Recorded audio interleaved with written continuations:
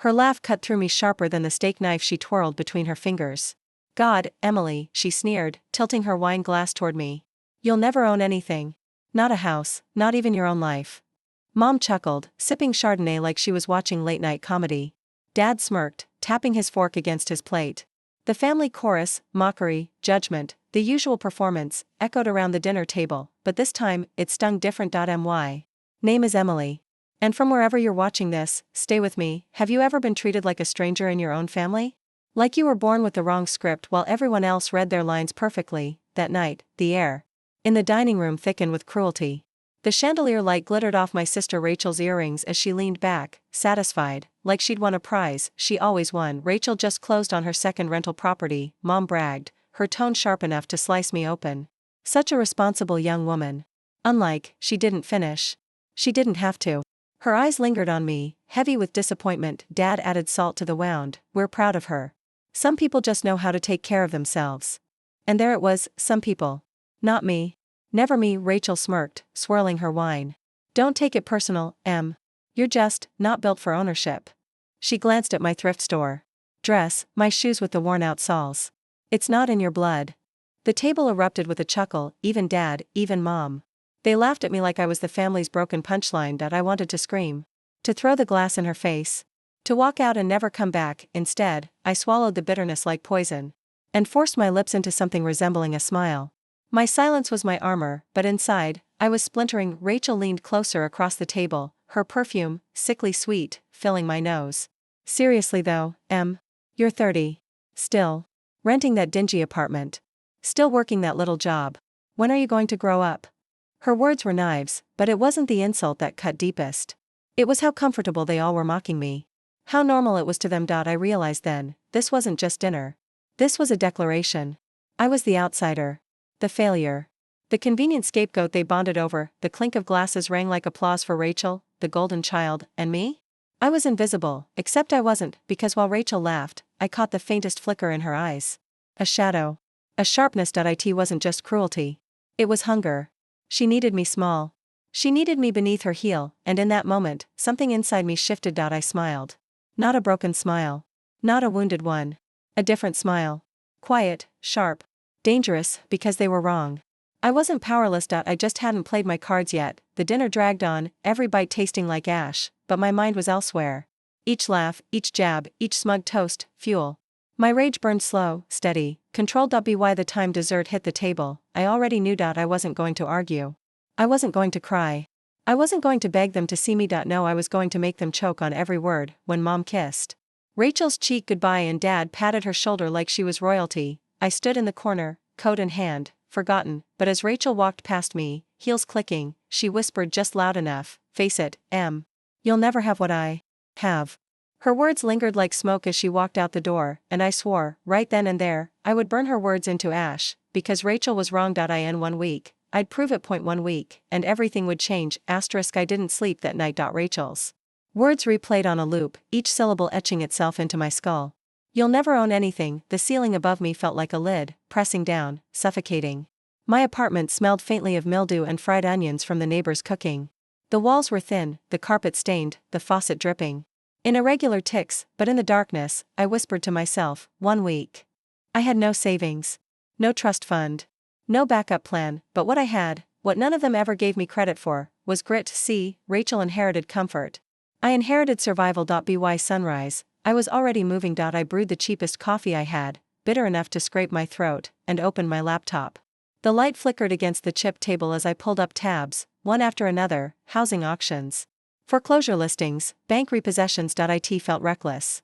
It felt impossible, but impossibility had always been the shadow I lived under. And I was done bowing to it. Scrolling through page after page of forgotten homes, something caught my eye. A 2-story craftsman. Weathered siding. Shutters hanging loose. Grass grown wild, swallowing the porch. Starting bid, $28,000. It wasn't much. In fact, it was nothing compared to Rachel's manicured duplexes and shiny rentals. But it was real. Tangible. Mine for the taking. If I could find the money, and that was the part Rachel never understood. She measured worth in inheritances, in credit scores, in who could sign checks without looking at the balance. I measured worth in scars. In hustle. In sheer force of will. I checked the auction date. 6 days. Perfect.my pulse kicked up as I scribbled the details into a notebook. My pen cut deep grooves into the paper. That night at dinner, Rachel thought she buried me, but all she did was hand me a shovel. The week became a blur of movement. I sold everything that wasn't nailed down. The TV I barely used. The old camera in my closet. Even my grandmother's locket, something Rachel always assumed would stay with me, as though sentimental weight was stronger than hunger. I picked up double shifts at the diner, wiping sweat from my forehead as plates piled up. The manager didn't care about my desperation, but the tips rolled in steady. Quarters, crumpled bills, a few tens. I watched every dollar like a hawk. Each coin tossed into the jar on my counter was more than money. It was defiance. By the fourth night, I had $19,000, a patchwork of savings, sales, and scraped together cash, still short, the kind of short that makes your stomach clench, but quitting wasn't an option. So I made a call, the kind of call Rachel would have sneered at. "Hey? It's Emily," I said, phone pressed to my ear. My voice trembled, but I kept it steady. "Remember when you said if I ever needed work, I should reach out?" There was a pause, then a low chuckle. "I didn't think you'd actually call. Sweetheart." It was Mark. A man I once dated, briefly, until Rachel cornered me one night and whispered, "He's beneath you, Em. Don't embarrass yourself." I let him go then. But now? I wasn't above swallowing pride. "I need fast cash," I said flatly, and Mark, God bless his ego, loved nothing more than seeing me crawl back. "I can find something for you," he said. "Come by tomorrow." I hung up, ball rising in my throat. This wasn't about dignity anymore. This was about survival. About winning. Rachel had mocked me in front of our parents, painting me as small, but small things can still cut. On the 6th day, I walked into that auction with $27,600 in hand. My hands shook as I clutched the envelope, my palms damp. The room buzzed with voices, men in suits, women with clipboards. People who did this for sport, who bought and sold homes like trading cards. I was nobody to them, but when the bidding started, my voice didn't shake. 28,000. Heads turned, the auctioneer's gavel cracked, the air, and numbers climbed, fast, brutal. My chest pounded as the figure inched higher. My envelope felt thinner, lighter, slipping through my grip. 31, someone called. 33. I should have bowed out. I should have surrendered, but I saw Rachel's smirk in my mind. Her laugh at the dinner table. The smug sparkle in her eyes. I raised my hand. 34. The room quieted. The man in the corner hesitated, his pen frozen. Then he dropped out, the gavel slammed down. Sold. My knees nearly buckled. The house was mine, not perfect. Not polished. Not anything Rachel would brag about, but it was mine. I signed the papers with trembling fingers. The ink bled into the lines, binding me to something I couldn't undo. Walking out of that courthouse, the sun hit my face differently. The air tasted sharper, electric. For the first time in years, I wasn't just surviving. I was building, and when Rachel saw it, when she realized what I'd done, her world would crack. I promised myself, she would not just see the deed, she would hold it, and she would know. 1 week ago, she mocked me. 1 week later, I owned everything she swore I couldn't. The key was cold in my palm. Rusted, worn, edges biting into my skin like a secret only I could carry. I stood on the porch of my new house, staring at the peeling paint and cracked steps. The grass reached my knees. A shutter dangled by one hinge, swaying in the wind like a broken limb. It was ugly. Forgotten. Mocked by time, but so was I. And now it was mine. I slipped the key into the lock. It resisted, stubborn from years of neglect, until finally, click.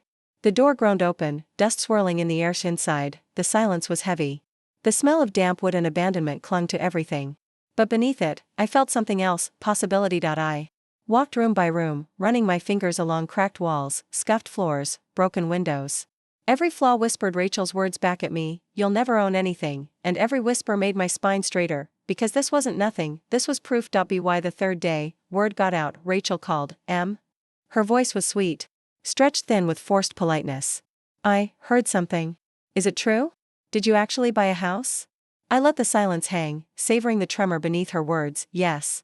A pause. Then laughter, sharp, incredulous. "You? Oh my God. What did you buy? A shack?" Her laugh rang through the line, loud, desperate. "It's mine," I said softly. "That's what matters." But Rachel wasn't listening. She was unraveling. "You really think this is an achievement? Em, I own real properties. Duplexes. Rentals. You can't even afford to fix a leaky faucet." Her voice wavered, but she forced it steady. "You'll lose it. Houses eat money. You'll drown. And when you do, don't come crying to us." She hung up before I could answer, but I didn't need to. I already knew Rachel wasn't mocking me anymore. She was scared. That weekend, my parents hosted another dinner. I wasn't invited. Not directly. Mom texted me, just one line, Sunday. 6 o'clock. Don't be late, not an invitation. A summons. When I arrived, Rachel was already there, shining in her silk blouse, earrings catching the light.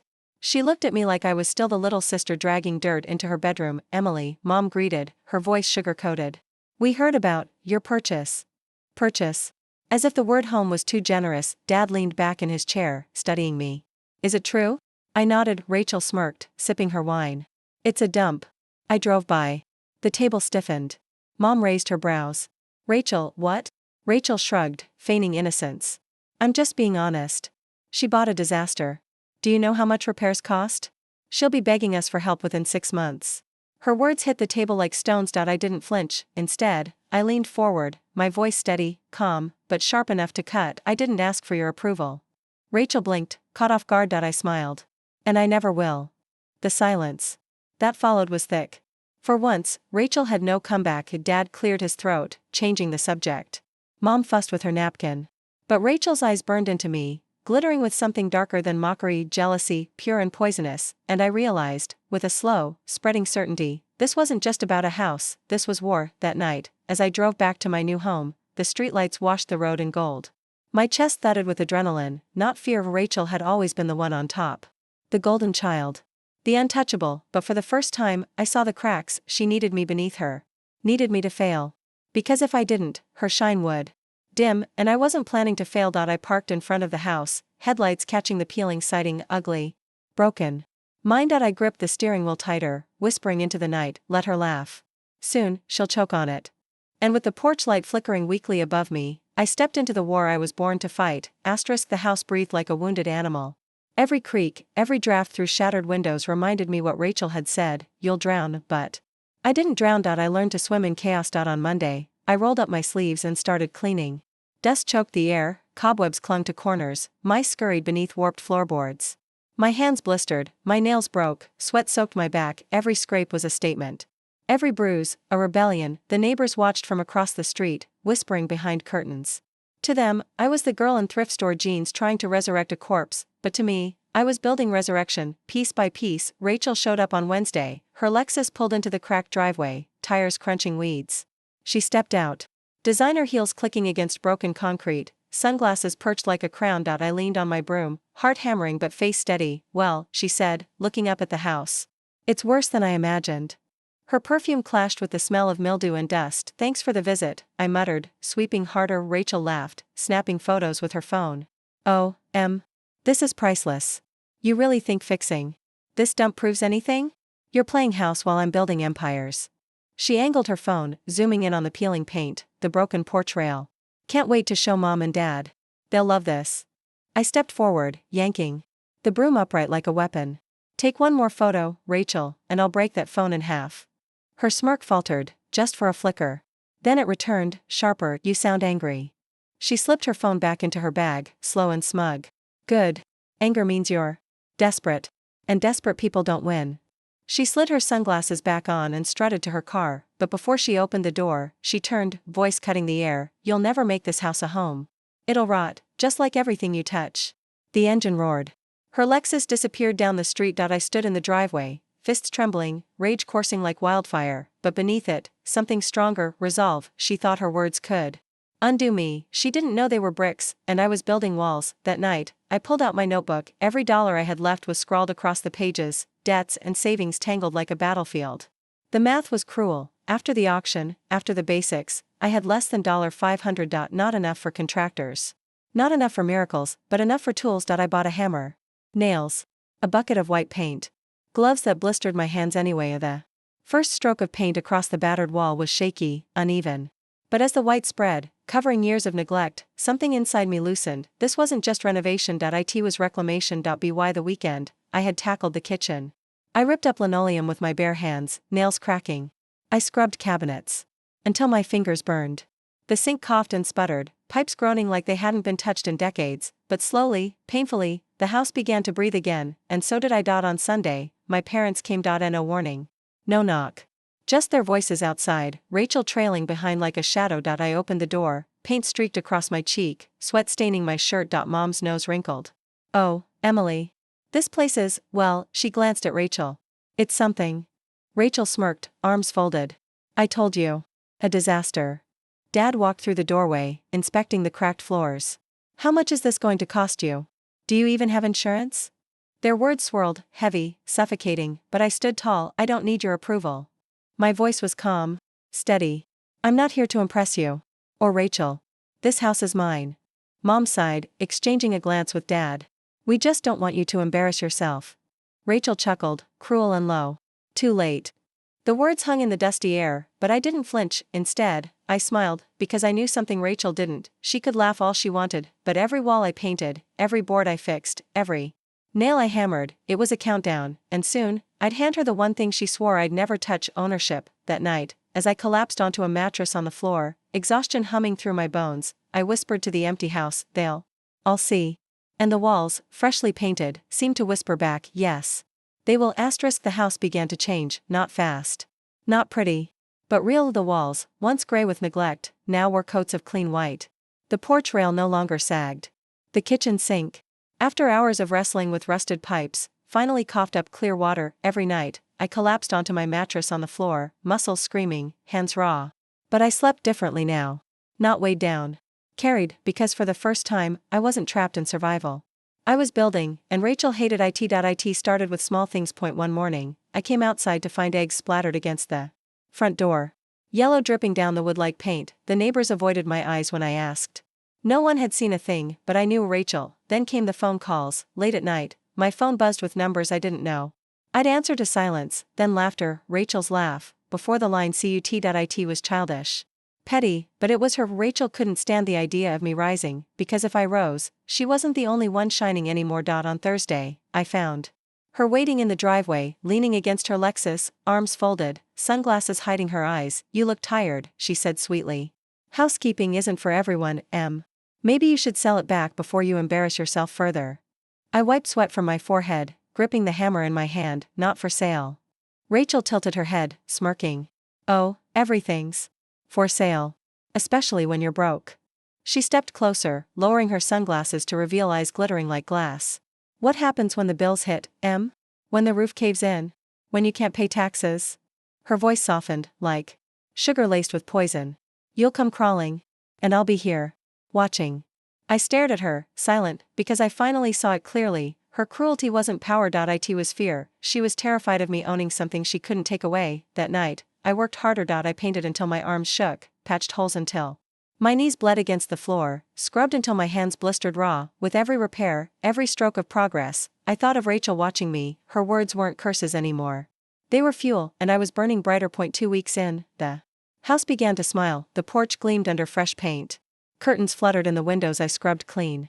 The air smelled less like rot, more like hope. For the first time, I invited someone over. My coworker, Lila, she stepped inside, eyes wide. Emily, this is beautiful.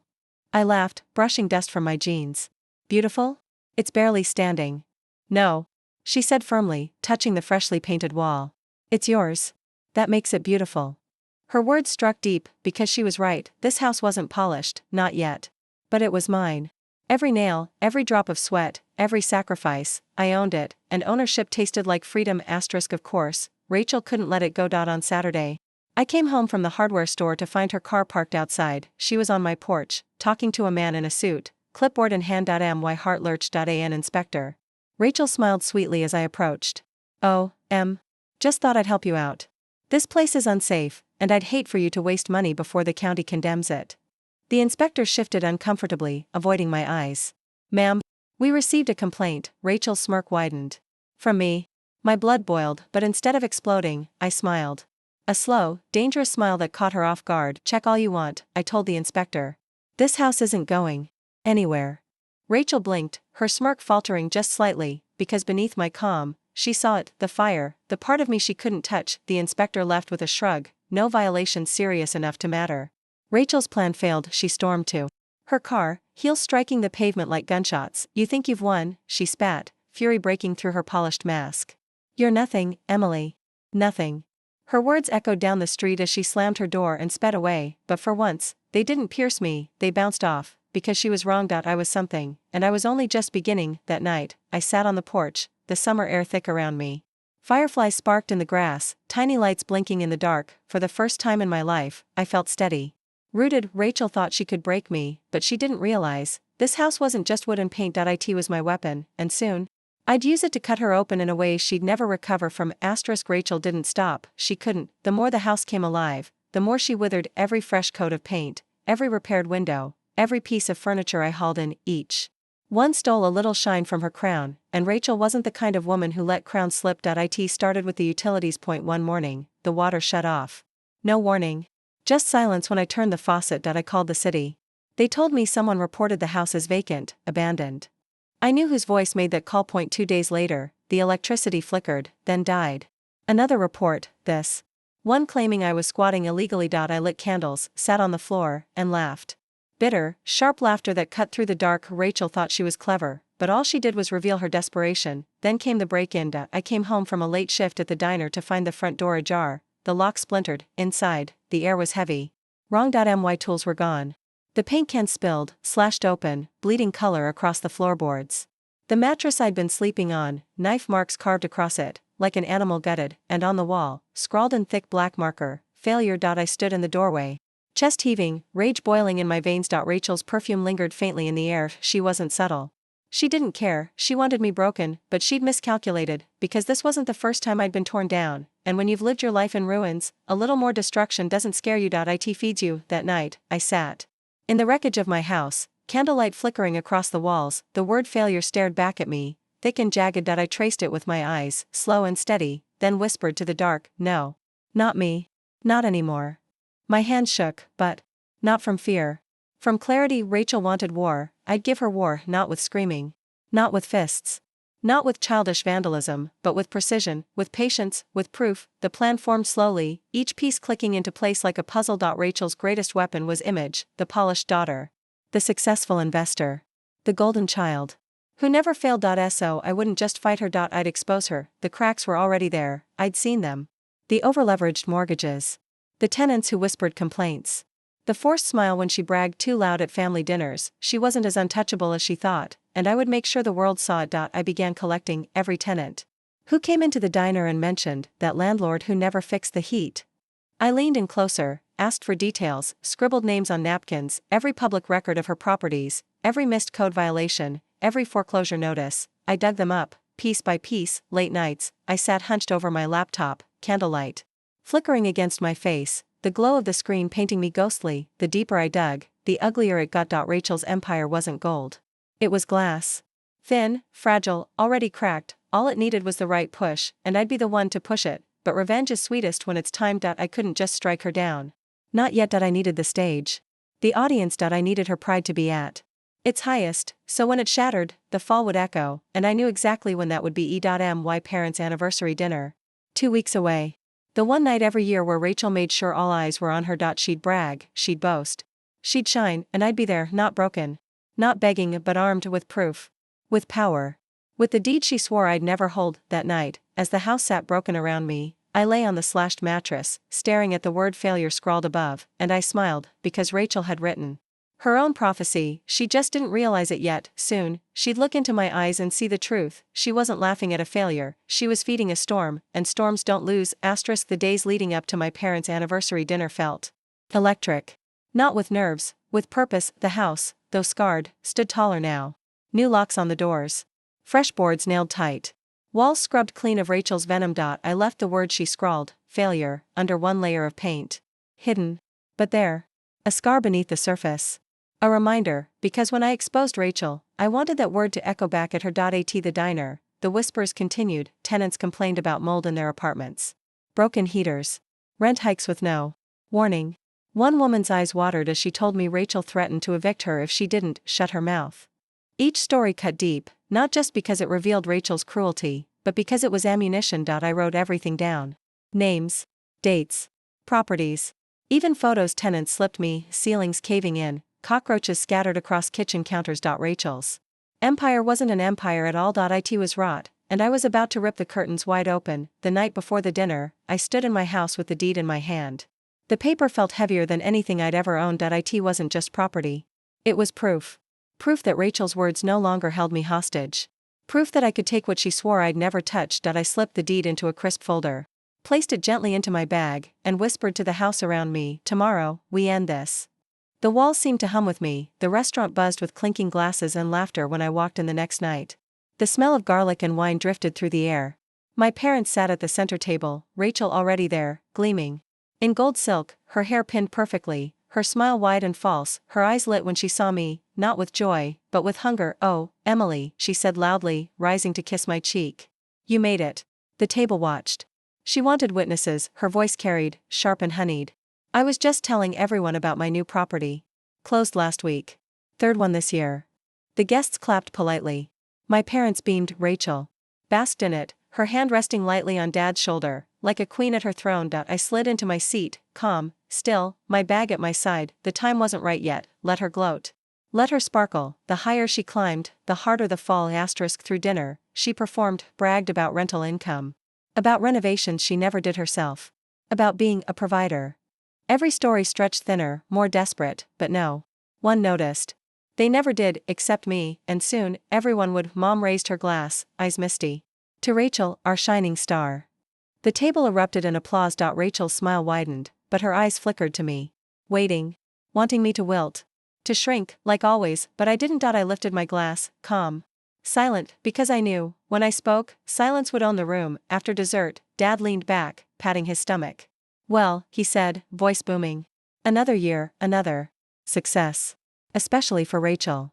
Rachel laughed, throwing her head back. "Oh, Dad. You'll make me blush." Then, her gaze landed on me. "So, Emily. How's the little house project going? Or should I say, has it collapsed yet?" The table chuckled politely, unsure. Rachel leaned closer, her voice low but sharp. Tell them. Tell them how hard it is. Tell them you're drowning." Her smirk glittered, but I didn't flinch. Instead, I reached into my bag, the folder slid out, smooth, deliberate. I placed it gently on the table. Rachel's eyes narrowed. "What's that?" I smiled. "Slow. Dangerous, my deed." The table hushed. Rachel froze, her smirk slipping for the first time. I opened the folder, sliding the paper across the table, the official stamp glinting under the lights. "I own my house," I said softly, but my voice carried. "Paid. Signed. Mine." Gasps rippled. My mother's fork clinked against her plate. My father's brows shot up. Rachel stared at the paper like it was poison, and I wasn't done, not yet. I leaned back, sipping my wine, my eyes locked on hers. "This is just the beginning." Rachel blinked, her chest rising faster, fury trembling at the edges of her smile, because for the first time, she wasn't the only one shining, and she knew she couldn't stop what was coming. Rachel's smile cracked like glass. Thin. Strained. Barely holding, she picked up the deed with trembling fingers. Scanning it as if sheer will could erase the ink. "You," she whispered, but the table was silent, leaning closer. "You can't, you don't." Her voice broke out. I leaned forward, eyes steady. "You said I'd never own anything. That I was nothing. That I'd never rise above you." "Well," I tapped the paper gently. "You were wrong." Gasps fluttered around the table. My parents sat frozen, confusion painted across their faces. Rachel tried to laugh, but it came out jagged. "A house? Really? You think that makes you me?" Her words stumbled, falling flat. I didn't need to raise my voice. The truth was heavy enough to crush her. This house isn't just walls. It's proof. Proof that you don't decide who I am anymore. Proof that I don't need your approval. Proof that every time you tried to bury me, I learned how to build. The silence sharpened, cutting through the clatter of plates and glasses around us. Rachel's eyes darted, desperate. "Mom, Dad, tell her. Tell her she's just playing pretend. Tell her she's still nothing compared to enough." Dad's voice was low, firm. A sound I hadn't heard in years. Rachel froze. He looked at me, really looked at me, for the first time in a long time. His eyes softened, flickering with something unfamiliar, pride. Mom's lips trembled. She whispered, "Emily." "I didn't know," Rachel snapped, her voice sharp, brittle. "She's lying. She's pathetic, she's always been pathetic." I cut her off with one sentence. "Rachel, your tenants don't think you're much of a star either." Her face drained. The folder wasn't empty. Beneath the deed lay printouts, photos, letters, testimonies. Moldy walls, roach infestations, eviction threats scrawled in her handwriting. I slid them across the table, one by one, each page a nail in her coffin. "This is what you've built. A kingdom of rot. You brag about properties, but all you've done is exploit, threaten, and ruin lives. That ends now." Gasps turned into murmurs. Guests leaned in, eyes wide, forks forgotten midair. Rachel's hands shook as she reached for The papers, but her fingers slipped against the glossy photos. She stammered, you don't, where did you? The whispers grew louder, is this true? She did that? Those poor people, her empire, her mask, her performance, unraveling. In real time, Rachel stood abruptly, her chair screeching back. You don't get to do this to me. She shrieked. Her voice cracked, high, raw. You're nothing. You'll always be nothing. She slammed her fists on the table, rattling silverware. Her golden dress shimmered under the lights, but it looked cheap now. Tarnished, she wanted to burn me alive with her fury, but all I saw was a woman choking on the ashes of her own fire. I didn't move. Didn't flinch. Instead, I whispered, calm as stone, no, Rachel. I was nothing to you. But now? You're nothing to yourself. The table still. Rachel's face twisted, red with rage and shame. She looked at my parents for rescue, but they couldn't meet her eyes. She had always been their star. But tonight, her light exposed only shadows. The silence after was louder than her screams. She stormed out, heels cracking against the floor, her golden silk trailing behind her like the tail of a dying comet. The door slammed shut, and just like that, she was gone. I sat there, the weight of years lifting off my chest. The deed lay before me, gleaming under the lights. Mine. Solid. Real. My parents looked at me, different now. Not with pity. Not with dismissal. But with something I'd hungered for all my life, respect. I raised my glass one final time, my voice steady, clear, to rebuilding. To rising. To finally being free. The table lifted their glasses, the clinking sound sharp and pure, and in that moment, I knew, this wasn't just revenge. It was rebirth.